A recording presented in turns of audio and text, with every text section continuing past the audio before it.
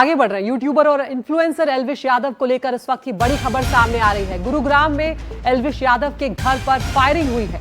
एल्विश के घर पर करीब 20 से 25 राउंड फायरिंग की खबर सामने आई है। गुरुग्राम के सेक्टर 56 में है एल्विश यादव का घर, जहां पर इस फायरिंग की वारदात को अंजाम दिया गया है। यहां पर एल्विश यादव को लेकर ये जानकारी मिल रही है कि जिस वक्त फायरिंग हुई है एल्विश यादव अपने घर पर मौजूद नहीं थे। कुछ केयर टेकर्स उनके घर पर मौजूद थे, परिवार के शायद कुछ सदस्य घर पर मौजूद थे। 3 बदमाश बाइक पर सवार होकर आए थे, जिन्होंने ताबड़तोड़ एल्विश यादव के घर पर फायरिंग की है। और ये तस्वीरें भी आपको हम दिखा रहे हैं, जहां जहां पर गोलियां लगी हैं। ये आप निशान देख सकते हैं, चाहे वो वुडन वॉल हो, चाहे वो दीवार हो, सभी जगहों पर ये गोलियों के निशान साफ तौर पर देखे जा सकते हैं। पुलिस का ये कहना है कि एल्विश यादव इस वक्त विदेश में है, लेकिन ये बहुत बड़ा मामला है अपने आप में। इन्फ्लुएंसर है, यूट्यूबर है, बहुत ज़्यादा फॉलोअर्स हैं एल्विश यादव के। हम जानते हैं कि सोशल मीडिया पर और इससे पहले कई मामलों में वो घिरे भी रहे हैं, उनके ऊपर केस भी दर्ज हुए हैं सांप के जहर की तस्करी के मामले में। इसके अलावा भी कुछ विवादों से उनका नाता रहा है। लेकिन इस वक्त ये बड़ी खबर, एल्विश यादव के गुड़गांव स्थित घर पर फायरिंग हुई है और कई राउंड फायर यहाँ पर किया गया है। 3 बदमाश बाइक पर सवार होकर आए थे, जिन्होंने फायरिंग की। तो बड़ा सवाल यहाँ पर यह है कि आखिर कौन है जिसने एल्विश यादव के घर पर फायरिंग की है? मंशा क्या रही है? क्या कोई दुश्मनी है? क्या कोई रंजिश के चलते इस वारदात को अंजाम दिया गया है? अब पुलिस इस तफ्तीश में लगी हुई है। तो किसके निशाने पर है एल्विश, ये बड़ा सवाल यहाँ पर है। और आपको अलग अलग तस्वीरें भी हम यहाँ पर दिखा रहे हैं। एल्विश यादव का घर दिखा रहे हैं, कई राउंड यहाँ पर फायरिंग हुई है, उसकी तस्वीरें भी सामने आई है। मौके पर पुलिस और जांच एजेंसियां पहुंच गई हैं और तफ्तीश अब की जा रही है कि आखिर कौन वो लोग थे जो बाइक पर सवार होकर आए और ताबड़तोड़ फायरिंग करते हुए एल्विश यादव के घर से वो फरार हो गए। और गोलीकांड पर एल्विश यादव के पिता का बयान भी अब सामने आया है। एल्विश यादव के पिता ने ये कहा है कि अंदाजन 25 से 30 राउंड फायरिंग हुई है और उन्होंने ये जानकारी भी दी कि फायरिंग करने वाले 3 बदमाश हैं। तो कहीं ना कहीं परिवार जो है वो परेशान है, चिंतित है। क्या कुछ एल्विश के पिता ने कहा है, सुनवाते हैं आप। अब पुलिस प्रशासन ही कर रहा है, जो बढ़िया कर रहा है, जो भी है सारी टीमें आ चुकी है और पूरा परिवार यहाँ मौजूद था सर जिस समय ये सब घटना हुई है। और एल्विश यहाँ है या बाहर है? वो अपने काम से गए हुए हैं। कितने बजे के आसपास ये घटना हुई है, कुछ अंदाजा हुआ? आप क्या कर रहे थे उस समय सर? सोए हुए थे। तो अब पुलिस ने यहाँ पहुँच करके तहकीकात की है आपके घर में आकर? सारा अच्छा काम कर रही है। हमें लगता है कि पूरा ही। कितनी फायरिंग की गई है सर, कितनी गोलियां चली हैं?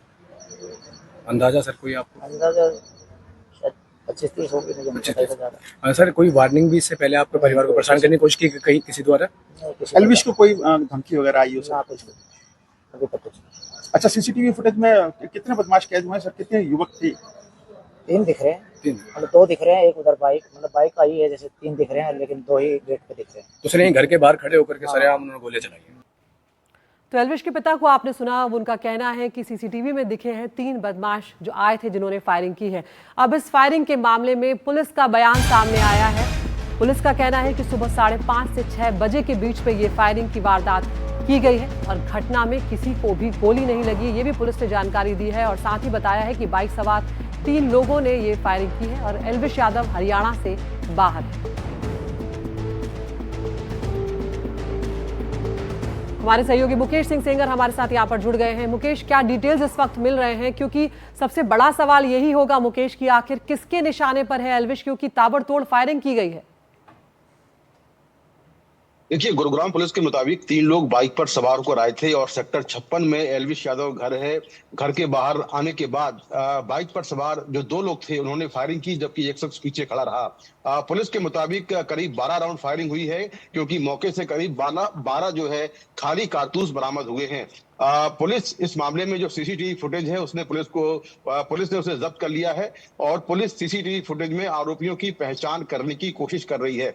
ये फायरिंग सुबह करीब 5:30 बजे हुई है, तो पुलिस तमाम एंगल से इस पूरे मामले की जांच कर रही है।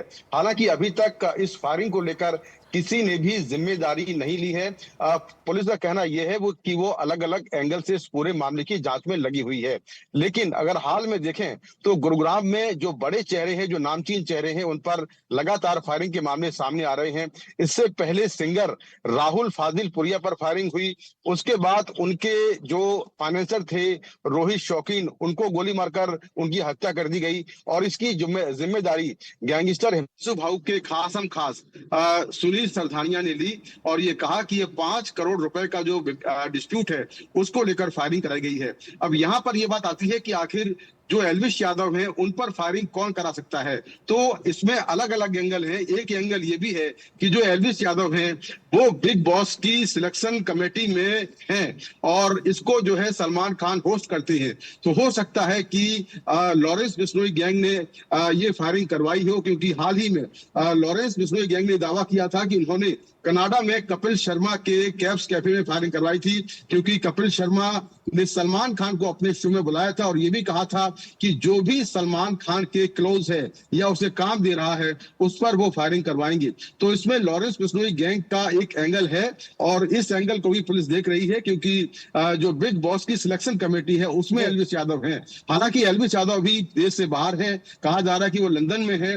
तो कुल मिलाकर इस फायरिंग को लेकर गुरुग्राम पुलिस अलग अलग एंगल से जांच कर रही है। बिल्कुल मुकेश, आप बने रहिए हमारे साथ। लेकिन यहाँ पर सवाल जो है सिर्फ एल्विश यादव का नहीं है, इससे पहले भी हम देख चुके हैं कि जो सेलिब्रिटीज हैं वो निशाने पर रखे जा रहे हैं। अलग अलग तस्वीरें आपको यहाँ पर दिखा रहे हैं। एल्विश यादव के घर पर आज सुबह ताबड़तोड़ फायरिंग की गई है। इसके अलावा कपिल शर्मा का जो कैफे है उस पर फायरिंग की गई थी।